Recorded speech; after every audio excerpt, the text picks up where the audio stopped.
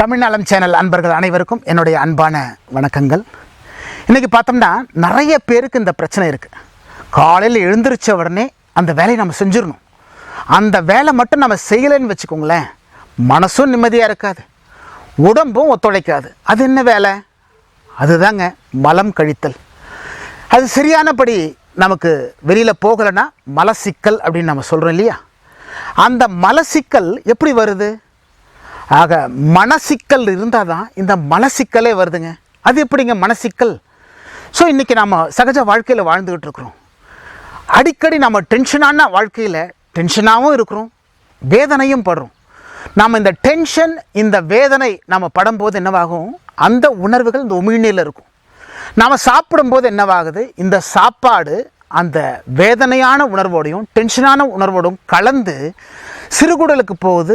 அப்புறம் கடைசியாக பெருங்குடலுக்கு போகும்போது என்னவாகுது அப்படின்னு பார்த்தோம்னா, இந்த வேதனையின் அந்த அணுக்கள் அது அந்த சாப்பாட்டில் இருக்கக்கூடிய அந்த சத்துக்களை ஆவியாக மாற்றுது, கேஸாக மாறுது.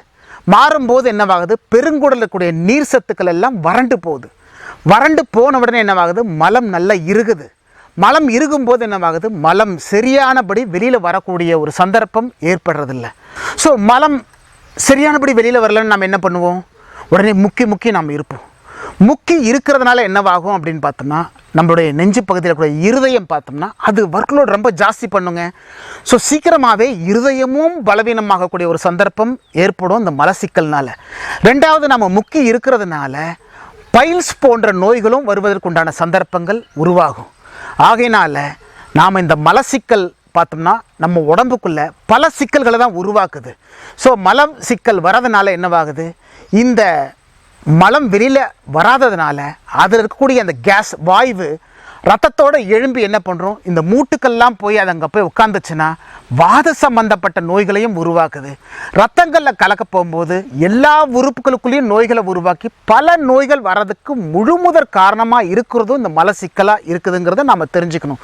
அப்போ இந்த மலச்சிக்கலை நாம் நீக்கணும் அப்படின்னாக்கா நாம் என்ன பண்ணணும் அப்படின்னா, மனசை நாம் எப்பொழுதுமே நிம்மதியாக தூய்மையாக வச்சுக்கிறதுக்கு உண்டான சந்தர்ப்பங்களை உருவாக்கணும்.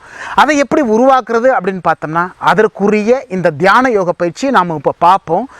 அதற்கு இடையில் பார்த்தோம்னா நம்முடைய சாப்பாடு முறைகளும் ரொம்ப முக்கியமாக ஒரு பங்கு வகிக்குது. எப்படி அப்படின்னு பார்த்தோம்னா, நாம் சாப்பிட்ற சாப்பாடு ஃபைபர் ஃபுட்டை அதிகமாக எடுத்துக்கணும், பழ வகைகளை அதிகமாக நம்மளுடைய சாப்பாட்டில் இன்க்ளூட் பண்ணிக்கணும். நம்மளுடைய சாப்பிட்ற சாப்பாட்டில் காய்கறிகளும் சரி கீரைகளும் சம அளவு இருந்தோம்னாக்கா நம்முடைய குடல் வத்தனா விரிஞ்சி சுருங்கி விரியக்கூடிய அந்த தன்மைகள் நமக்கு கிடைக்கும். மலம் சீக்கிரமாக வெளியில் வரும்.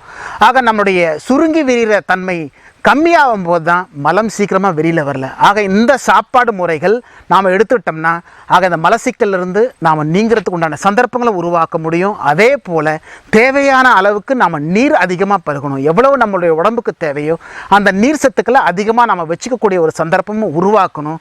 ஆகையினால இப்போ நாம் இதற்குரிய பயிற்சிகளை நாம் பார்ப்போமா? இப்போ நாம் இந்த மலச்சிக்கல் நீங்கிறதுக்காக இப்போ நாம் ஒரு 2 பயிற்சி நான் உங்களுக்கு சொல்லித்தரேன். இப்போது நினைவுகளை பூர்வ மத்தி கொண்டு வாங்க. அந்த இறையருள் பெற வேண்டும், தெய்வ சக்திகள் எங்களுக்கு கிடைக்க வேண்டும் அப்படிங்கிறத நினைவுகளை கொண்டு வாங்க. தெய்வ சக்திகளும் பேராற்றலும் எங்கள் உடம்பு முழுசுக்கும் படரணும், எங்களுடைய ரத்த நாளங்களில் கலக்க வேண்டும் அப்படின்னு சொல்லி உங்கள் ரத்தங்களுக்குள்ளே அந்த பேராற்றல் பெற வேண்டும் அப்படிங்கிறத நினைவுகளை கொண்டு போங்க. இப்படி ஒரு 2 நிமிஷமாவது நீங்கள் தியானம் செய்யுங்க. அதுக்கப்புறம் கண்களை விழிச்சிக்கோங்க. இப்போ நாமும் செய்யக்கூடிய ஆசனா பச்சிமோத்தாசனா. இப்போ நம்ம 2 கால்களையும் நம்ம நீட்டிக்கிறோம், 2 கைகளையும் நம்ம மேலே தூக்கிக்கிறோம். இப்போது கட்டை விரல்களை பிடிச்சிக்கிறோம். பிடிச்சிட்டு நெத்தி வந்து கால் முட்டியை தொடுறதுக்கு முயற்சி பண்ணி பார்ப்போம்.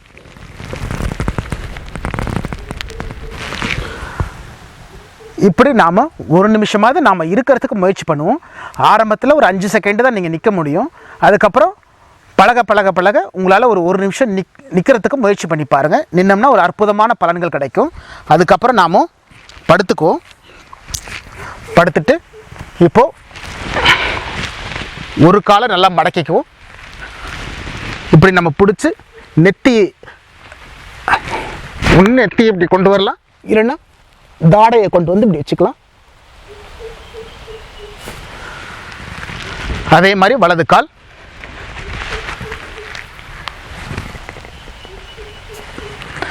இது நாம் மடங்கும் போது வயிறு பகுதி நல்லா அமுங்குது. அமுங்கும்போது ஆக செரிமானம் ஆகாத பொருட்களும் ஆக நல்ல ஜீரணமாகி ஆக மலம் வெளியில் வருவதற்கு ஒரு அற்புதமான ஒரு நிலையை இந்த பயிற்சி கொடுக்கும். இப்போ நாம் செய்யக்கூடிய இந்த பயிற்சி வந்து பாதஹஸ்தாசனா. இது 2 கால்களையும் ஒன்று சேர்த்து வச்சுக்கிறோம். 2 கைகளையும் தலைக்கு மேலே நம்ம நீட்டிக்கிறோம். இப்போ 2 கைகளையும் கோத்துக்கிறோம். இப்போ அப்படியே உடலை முன்னுக்கு கொண்டு வந்து கைகள் 2ஐயும் கால்களுக்கு பின்னாடி கண்டக்காலுக்கு பின்னாடி கொண்டு போய் நெத்தி வந்து கால் முட்டியை தொடுறதுக்கு முயற்சி பண்ணி பார்ப்போம்.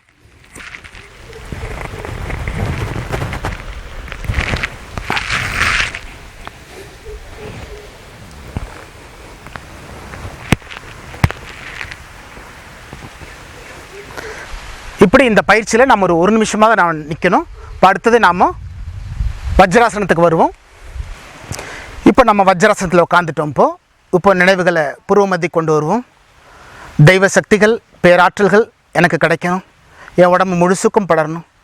என்னுடைய சிறுகுடல் பெருகுடல் முழுவதுக்கும் தெய்வ சக்திகள் பேராற்றல்கள் கிடைக்கணும். என்னுடைய சிறுகுடல் பெருகுடல் சிறப்பாக செயல்படும் அந்த சக்தி கிடைக்கணும் அப்படின்னு சொல்லி உங்களது நினைவுகளை சிறுகுடல் பெருகுடலின் பால் செலுத்துங்க.